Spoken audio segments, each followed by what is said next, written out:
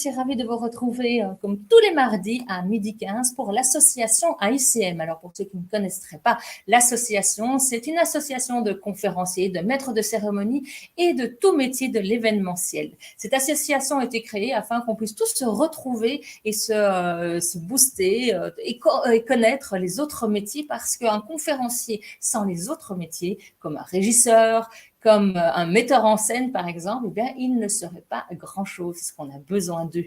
Si vous voulez nous retrouver, n'hésitez pas à aller sur notre site internet, ASO, donc A2SO, AICM.fr, et vous connaîtrez tous nos adhérents, où vous pourrez découvrir aussi déjà les interviews qui ont été faites. Mais aujourd'hui, nous allons accueillir Grégory Vaillant. Alors, Grégory Vaillant, c'est le porte-voix du rebond, mais aussi, c'est un provocateur pacifiste. Et là, il va falloir qu'il m'explique comment on peut être provocateur et pacifiste. Et pour ça, nous allons donc l'accueillir.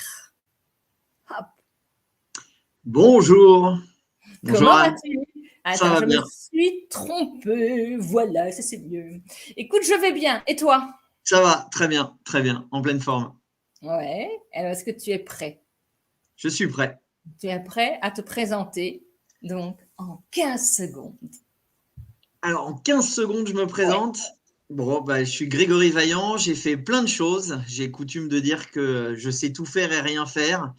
J'ai fait pas mal de métiers différents, que ce soit des métiers presque manuels ou des métiers, on va dire, dans le commerce. Et aujourd'hui, effectivement, je suis un peu le porte-voix du rebond. En tous les cas, l'idée, c'est de dire que voilà, il n'y a pas qu'un seul chemin pour atteindre tes objectifs, mais tu en as des milliers. Et puis, tu as intérêt à en essayer un. Si ça ne marche pas, ce n'est pas grave, il t'en reste 999 autres. Donc voilà, l'objectif, c'est d'avancer, avancer, avancer.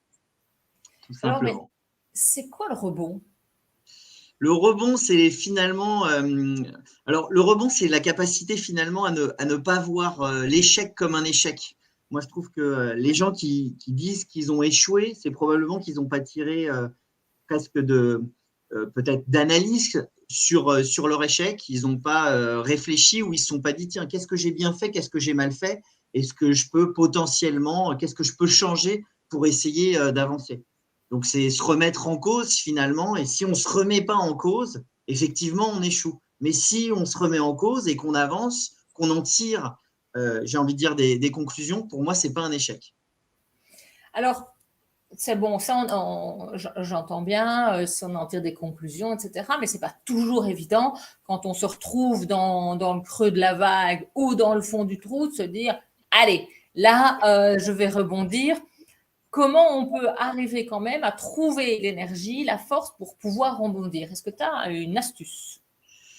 J'ai pas d'astuce, j'ai presque envie de dire, dans ces cas-là, il faudrait presque demander à Michel Poulart. Non, mais l'idée, c'est de voir la vie de manière positive. On la voit pas tout le temps de la manière positive, c'est évident. Mais dans ces cas-là, à mon sens, il faut avancer petit à petit. C'est-à-dire que ne pas forcément se donner un objectif hyper haut, mais de se dire, OK, à chaque jour suffit sa peine, entre guillemets, et de se dire que voilà, demain, qu'est-ce que je vais mettre en place, et petit à petit, finalement, construire ou reconstruire son trait pour atteindre finalement l'objectif. Moi, c'est comme ça que je m'y prends. J'essaie de décomposer avec plein de petits objectifs mon objectif final. Oui, c'est pas mal. Un pas à la fois, en fait. Exactement. Et se mettre Exactement. Il y a une image d'ailleurs qui tourne un peu sur les réseaux sociaux, où on voit un type qui est en bas d'un escalier avec une première marche qui est considérable. Et il se dit, du coup, je ne vais jamais me lancer. Et l'idée, finalement, c'est de retailler cette première grande marche en plein de petites marches. Alors, ça prendra peut-être un peu plus de temps, mais au final, tu feras le bon et tu arriveras à ce premier palier qui paraît peut-être inatteignable dans un premier temps. Alors, on va continuer sur ce sujet-là, mais je ne t'oublie pas pour savoir que tu m'expliques comment on peut être provocateur pacifiste, parce que dans mon cerveau, ça ne fonctionne pas. Les deux ne fonctionnent pas. Par rapport au rebond, ça a l'air d'être quelque chose, en tout cas, auquel tu tiens. Il y a d'ailleurs une association, si je ne me trompe pas, c'est 1000 rebonds. Je crois que c'est 60 000. 60 000 rebonds. Il me semble que Oui. c'est 60 000 rebonds, ouais, tout à fait. 60 000 rebonds qui existent. Ouais. Donc, ça a l'air d'être quelque chose, en tout cas, qui te tient à cœur, cette histoire de rebond. Qu'est-ce qui a fait que tu t'es dit qu'il y avait cette importance de rebondir, qu'on était tous capables de le faire? Est-ce que tu as une histoire, de vie qui aurait Alors, émergé pour pouvoir… il y a peut-être deux choses. La première, c'est que je suis un fan, mais absolu, de tennis. Donc déjà, il y a le rebond de la balle, mais surtout, au tennis, tu perds, même quand tu es champion, tu perds plus souvent que tu ne gagnes. Tu as l'habitude de perdre. Donc finalement, quelque part, tu es chaque semaine dans l'échec. Et donc, pour autant, on retourne au charbon, on retourne s'entraîner, on retourne améliorer ce qui éventuellement n'aurait pas fonctionné, et on essaie de s'améliorer et de gagner un petit peu plus. Mais on continue d'échouer finalement chaque semaine. Donc moi, c'est le premier truc. Et la deuxième chose, c'est probablement peut-être le fruit de mon éducation ou le fruit des gens aussi qui m'entourent. Ils m'ont dit, malgré mes péripéties professionnelles, m'ont toujours dit, ah Greg, on ne se fait pas de soucis pour toi, tu retrouveras toujours. Et effectivement, j'ai toujours retrouvé. J'ai perdu de l'argent dans des boîtes que j'ai montées qui n'ont pas fonctionné. J'ai retrouvé des boulots. J'ai changé parce que je m'ennuyais. Peu importe. Mais en tous les cas, j'ai toujours rebondi. Et un jour, d'ailleurs, j'avais fait un petit texte sur LinkedIn sur… j'avais vu une vidéo d'une boule de flipper, donc qui fait des tilts, etc. Et je trouvais que c'était un peu l'image d'un entrepreneur ou quelque part de ce qui, moi, m'avait un peu nourri tout au long de ma carrière. C'est ce côté où je pouvais faire un peu tout ça et toujours essayer de rebondir et revenir dans la partie. Voilà, c'est un peu le… Donc, pas de grand drame, en fait. Souvent, on a des drames qui nous font envie de booster. Donc, on peut quand même réagir avant d'être dans le drame. Ah ouais, moi je pense que… Alors après, c'est toujours pareil. Tout dépend ce que tu appelles un drame. C'est-à-dire, Ouais. est-ce que te faire virer, c'est un drame? Est-ce que de planter une boîte ou de perdre de l'argent, c'est un drame? Moi, je ne le considère pas comme ça. Et je dis pas que le jour où je me suis fait virer du jour au lendemain, j'avais la banane. Mais bon, bah voilà, t'es un peu déprimé une semaine, 2 semaines, 3 semaines. Puis à un moment donné, il faut reprendre ta vie en main. Le jour où tu perds de l'argent dans une boîte, bah, tu as essayé, tu t'es raté, pourquoi, tu analyses, et puis tu retournes au charbon. Voilà l'idée. Moi, je n'ai pas vécu de drame, à mon sens, mais d'autres considéreraient peut-être que ce sont des drames. C'est ça, parce que tu sais que tu peux, tu sais que tu as la force et le pouvoir de rebondir, comme nous l'avons tous. Ouais. Je voudrais revenir sur une phrase que moi j'ai entendue en écoutant un podcast ce matin, qui disait, et je voudrais ton avis là-dessus, il n'y a pas de croissance sans décroissance. Est-ce Hop, qu'elle hop, me… hop. Pardon? Je dis hop, hop, hop, hop. Tu me fais réfléchir, c'est de la philosophie. Mais je trouvais intéressant, donc sa vision à elle, c'était que ben, à tout moment, on tombe, à tout moment, il faut effectivement prendre le temps dans cette chute, et cette chute nous permet, ben, toi, tu diras, de rebondir. Elle, son terme, c'était de reprendre de l'énergie. Et donc, en ça, elle disait, ben, à tout moment, pour avoir de la croissance, on a des périodes de décroissance. Qu'en Ouais, bah, penses-tu?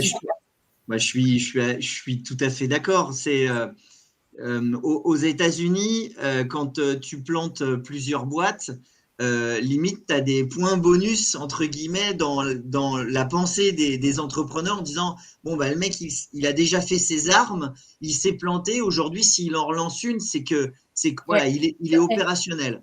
Bon, en France, on n'a pas tout à fait cette logique. Non. Tu as planté une ou deux ou trois boîtes, on dit, oh là là, le mec est naze.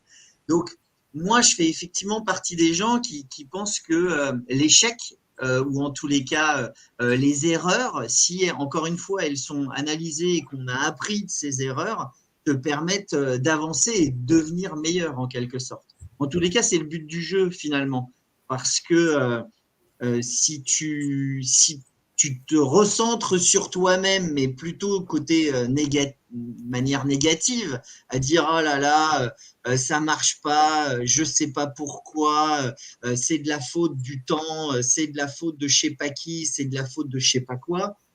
Bon, c'est un peu facile, quoi.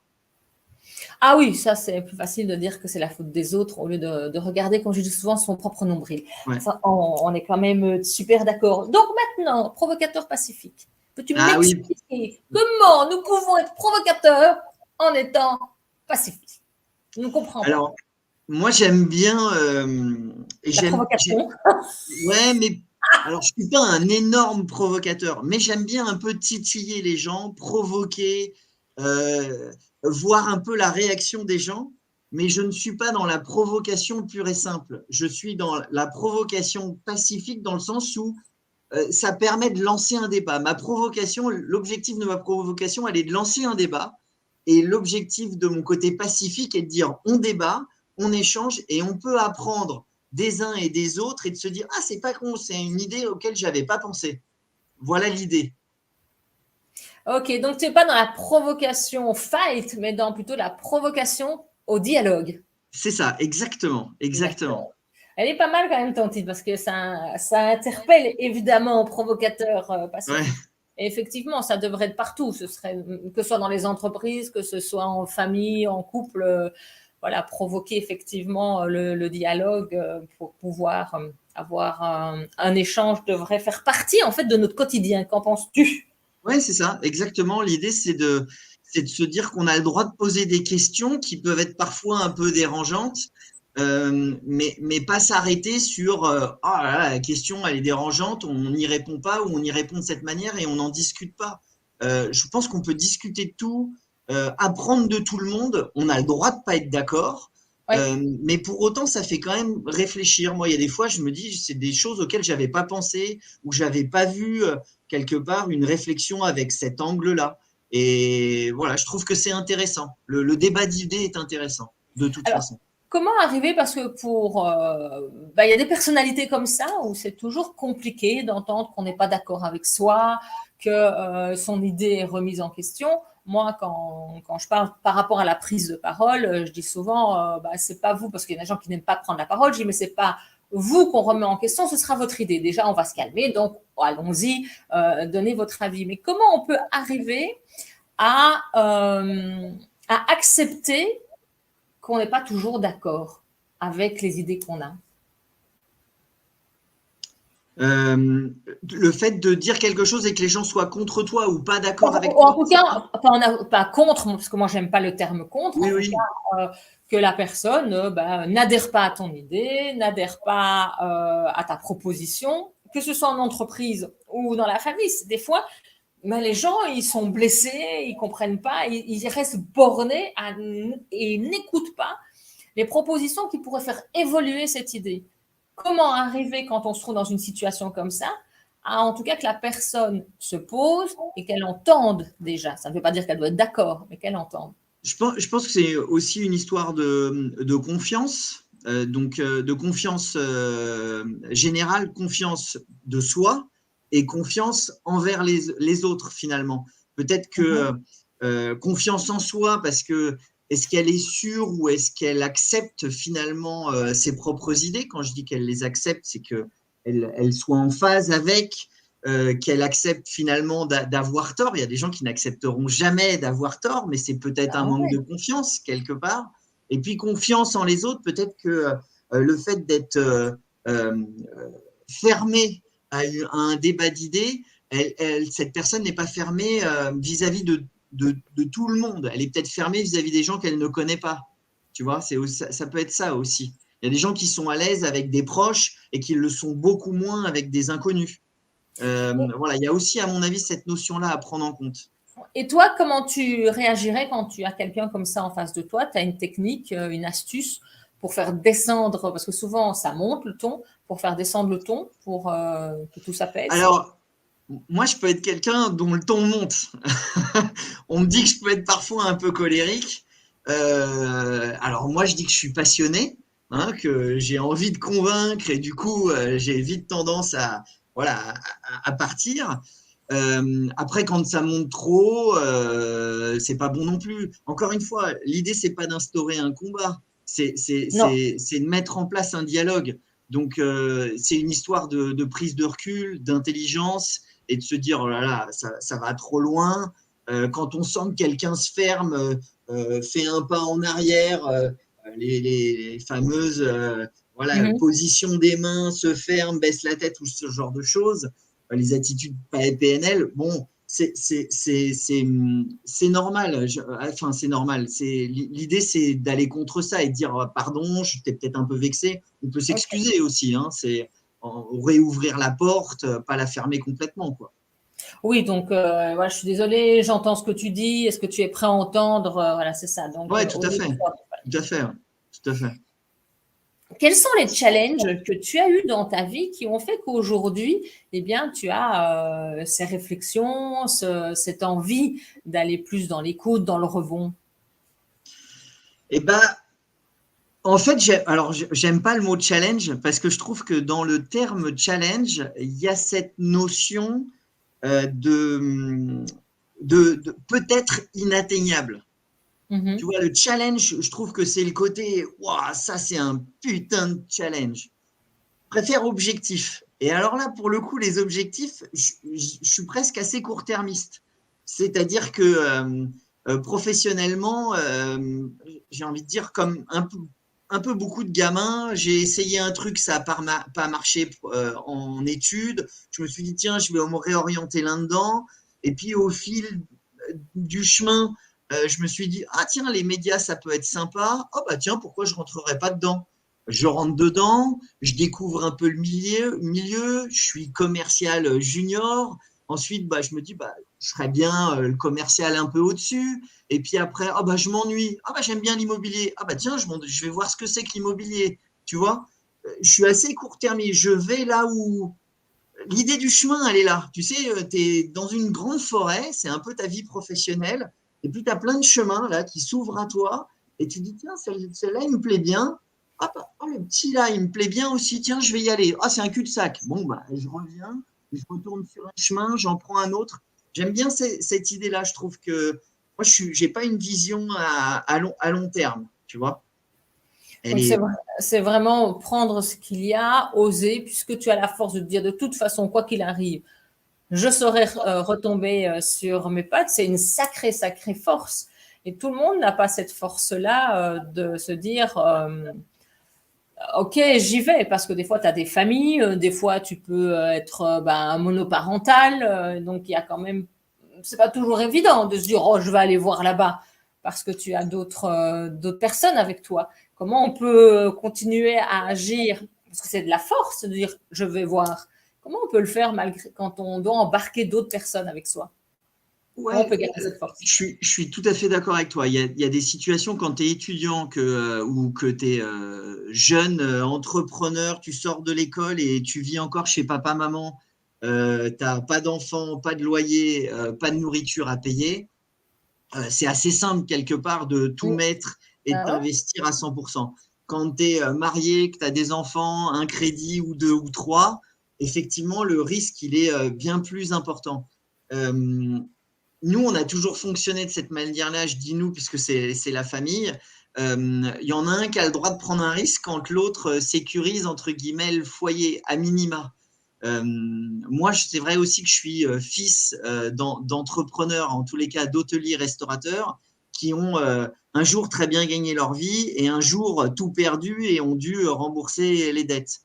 Et pour autant, ils y sont aussi toujours arrivés, mes parents. Donc, voilà, il y a des fois, on serre un peu la ceinture et puis il y a des fois, bah, on profite parce que ça fonctionne bien. Je pense qu'il faut saisir, il faut être opportuniste, mais dans le bon sens du terme. Je pense que ça peut être un terme un peu dévoyé quelque part. Je trouve que ce côté de dire ah, un opportuniste, c'est un salaud, moi, je le vois pas comme ça. Un opportuniste, c'est quelqu'un qui sait saisir les opportunités. Je vois pas en quoi saisir les opportunités, c'est pas bien.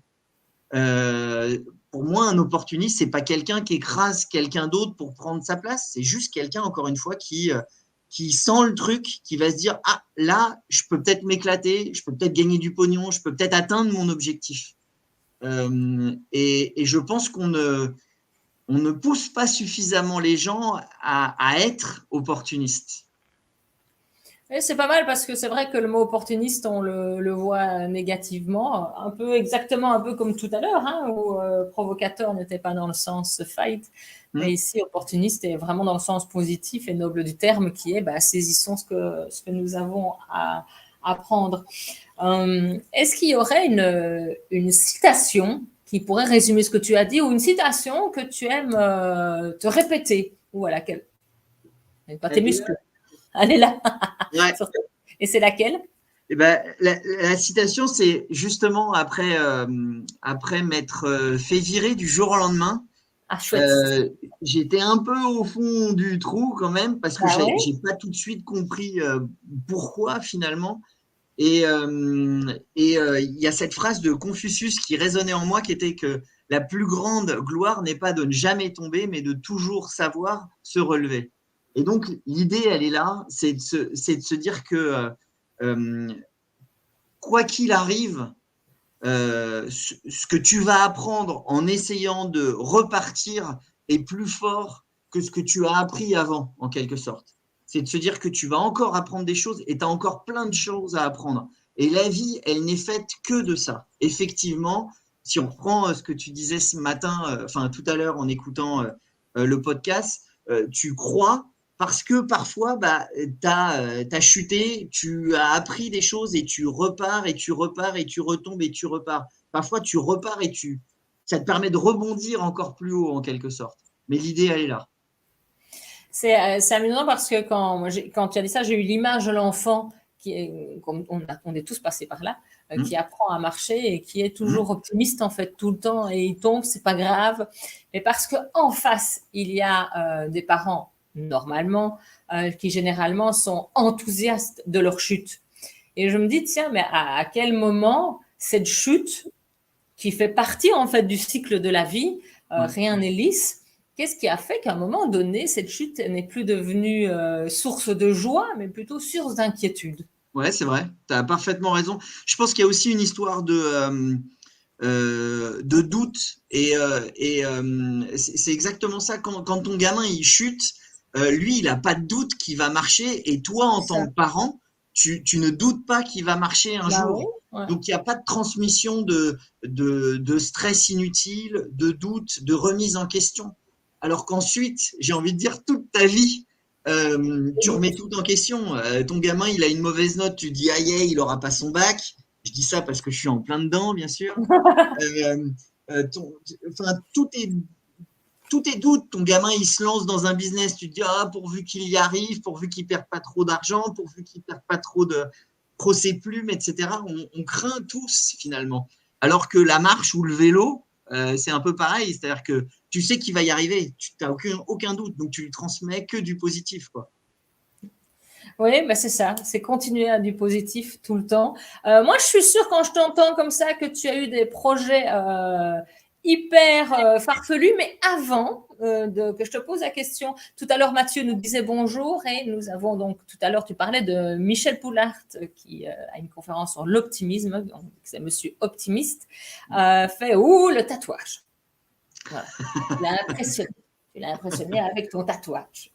Donc, ce que je voulais dire, c'est tout à l'heure, on discute et je me dis, tu as dû avoir au moins une fois dans ta vie un projet hyper farfelu. Oui ou non, déjà? Oui, Et oui. c'était quoi? Le projet le plus farfelu que j'ai eu, c'est celui quelque part que j'ai revendu il y a quelques mois, qui s'appelle Comme il vous plaira, où c'est une nouvelle manière finalement de voir le business dans l'immobilier, puisque je laissais les propriétaires vendeurs choisir mes honoraires. C'est-à-dire que tant que je n'avais pas vendu, je ne savais pas combien j'allais gagner. Ah Donc ouais, l'idée derrière ça, c'était de dire que j'allais être rémunéré en fonction du degré de satisfaction des clients. Donc, ce qui est radicalement différent de ce qui se fait en France, puisque aujourd'hui en France, tu rentres dans une agence immobilière, tu dis bonjour, je veux vendre mon bien, ils te disent ok, c'est 20 000. Je caricature, bien sûr, oui, en oui. cela, je suis un peu provocateur.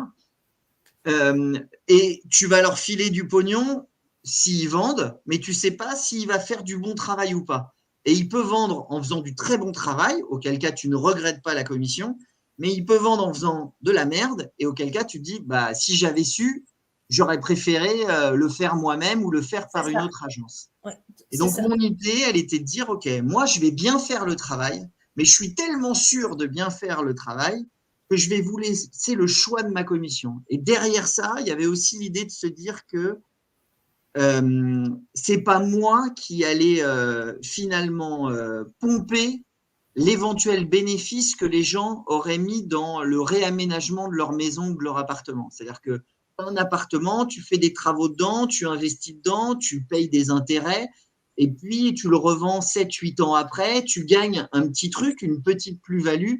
Et ben, je ne trouve pas ça normal que quelque part l'agent immobilier se sucre sur ta plus-value à toi. Tout travail mérite salaire, donc c'est normal que tu gagnes Ouais. du pognon, mais il y a des fois, les commissions, moi, je les trouvais complètement délirantes. Donc voilà, l'idée la plus farfelue, je peux te dire que c'est celle-là, parce que quand je l'ai lancée, on s'est bien foutu de ma gueule sur les réseaux sociaux, on s'est dit que j'allais dans le mur, je me suis fait dénoncer à la DGCCRF en disant que mon concept n'était pas légal, on a voulu faire en sorte que ça ferme. 7 ans plus tard, ça existe toujours, et je l'ai revendu là en avril. Ah bah, félicitations, parce que moi, je suis sûre que c'est une manière aussi de se connecter à l'émotionnel des gens. C'est-à-dire que ils vont avoir confiance en toi. Si tu réussis correctement ton travail, ils vont être hyper contents. Et je me demande même si parfois, tu n'aurais pas eu des commissions plus importantes que si elles avaient été imposées. Bah, en fait, c'était dans une fourchette, puisque la loi m'imposait de Oui, borner l'histoire au minimum et au maximum. Mais là où moi j'ai été surpris, c'est qu'il y a des gens qui m'ont donné le maximum. c'est Et, ça. et là, pour le coup, eh ben, moi, perso, je pouvais me regarder dans la glace. Même si je trouvais que c'était trop, je me disais, s'il m'a donné le maximum, il avait le choix, c'est qu'il est hyper satisfait du travail, donc tant mieux. Ouais, en tout cas, chapeau d'oser, bah, en fait, d'être en accord, je suppose, avec tes valeurs C'est et avec ça. ce que tu trouves juste. Donc, félicitations d'avoir tenu bon et bravo de l'avoir revendu, parce que si tu l'as revendu, c'est qu'à mon avis, maintenant, les gens sont bien d'accord avec toi. C'est ça, Euh, c'est ça. on arrive à la fin de notre partage, de notre interview, c'est un peu comme on a envie de le dire, mais je finis toujours avec deux questions. C'est d'abord, quelle est la définition de l'excellence? Alors, l'excellence, c'est un objectif à poursuivre. Peut-être qu'on ne l'atteindra jamais. Personne n'est parfait, personne n'est excellent selon moi, hein. Mhm. Mais l'objectif, c'est quand même de tendre à l'excellence et que ce soit finalement un but quelque part. Donc d'être rigoureux, d'être présent quand il faut être présent, d'être sérieux, de répondre aux attentes. Voilà pour moi ma forme d'excellence à moi en quelque sorte. Et d'être fiable, de dire ce que je fais et de faire ce que je dis. Oui, c'est très, très, très intéressant. C'est vraiment, parce que je pose toujours cette question, tu vois, à tous les membres de l'AICM qui passent dans cette interview. Et vous avez tous des façons différentes de parler de l'excellence. Et je pense que je vais faire une compile parce que je trouve ça, ouais, c'est vraiment hyper intéressant, la notion Ça peut être d'excellence chez chacun. Et ça correspond à chaque fois, en fait, à la personnalité aussi des personnes interviewées. Quelle empreinte aimerais-tu laisser quand tu seras plus là? Qu'est-ce que tu aimerais qu'on dise de toi? Eh ben, ça revient à l'excellence que j'étais un type fiable. Mon, que ce soit pour mes amis ou pour ma famille, que j'étais un type ouais, fiable, rock, sur lequel on pouvait s'appuyer et que j'apportais une forme de sérénité. Voilà. Une forme de Ça, ce serait sérénité. pour la partie personnelle. Pour la partie professionnelle, j'adorerais que les gens se disent de moi que j'ai toujours été guidé par mon instinct, mon envie de découvrir et qu'en ça, j'étais assez inspirant. Voilà. Merci. Merci beaucoup. En tout cas, on va retenir que ne pas voir l'échec comme un échec pour rebondir, un pas à la fois, mais surtout se mettre en action. Si je Euh, peux me permettre un dernier petit truc, parce que ça, c'est canon, Les vertus de oui, l'échec de Charles Pépin, ça se lit hyper facilement et c'est extraordinaire. Oui, je le connais et oui, j'aime bien. Et en plus, ce qui est très agréable dans ce livre, c'est que tu n'es pas obligé de lire comme un roman. Tu peux prendre une histoire, le mettre sur ta table de nuit et dire, bah, je reviens plus tard. Et il peut vivre, je trouve, même longtemps avec toi. On peut le Ouais, tout à relire. fait, Oui, tout à c'est fait. très chouette. Eh bien, alors, on va faire aussi comme toi, c'est aussi d'essayer de prendre tout ce qui est, de devenir des opportunistes, c'est-à-dire de saisir toutes les opportunités et surtout, arrêtons de quitter le doute parce que de toute façon, le doute fait partie de la vie. Alors, mettons-nous en action. Est-ce que tu aurais, avant que l'on se quitte, envie encore de nous dire quelque chose ou n'as-tu plus rien à dire? Écoute, je crois qu'on a fait le tour et que c'était un moment très agréable. Merci Anne. Oui. Merci aussi à toi, Grégory. J'ai passé un excellent moment. C'est toujours agréable de découvrir les membres de l'association AICM, de les découvrir autrement qu'à travers des ateliers, d'avoir ce moment privilégié. J'espère que vous aussi, vous avez passé du bon temps. Il sera également en replay sur tous les réseaux sociaux de l'AICM. N'oublie pas, on se retrouve la semaine prochaine, mardi à 12h15, ou sinon ce sera en replay. N'hésitez pas encore à visiter notre site asso-aicm.fr. Pour notre part, nous vous disons au revoir et à bientôt. Je ne me lèverai pas en laissant un grand vide derrière moi. Je dirais juste au revoir et à bientôt. À bientôt.